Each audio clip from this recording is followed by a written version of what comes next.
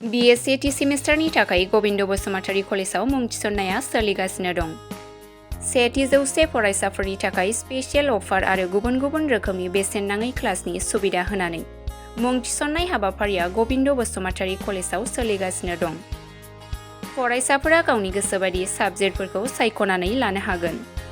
लोगोसे basic computer class, self defence, spoken English class बे सुबिदाफोरखौ फरायसाफोरा बेसेन होआलासे खाबु लानो हागोन।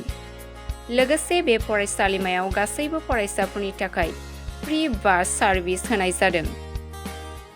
लोगोसे गोबां थाखोनि बिजाबजों बुंफबनाय बिजाब बाख्रिनिबो सुबिदा दं। आरो बे खेबनिफ्राय भेन्यु सेन्टार अदेबानि एग्जाम सेन्टार हिसाबै फरायसाफोरा गावनिनो आंगो गबिन्द बसुमतारी फरायसालिमायावनो आनजाद होनो हागोन।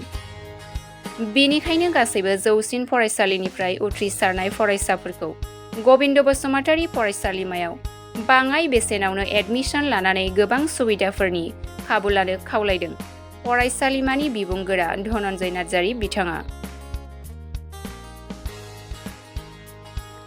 बांसिन मोनथिनो थाखाय 9101784754 7002271929 9706680878 बे नम्बराव सुलु ला।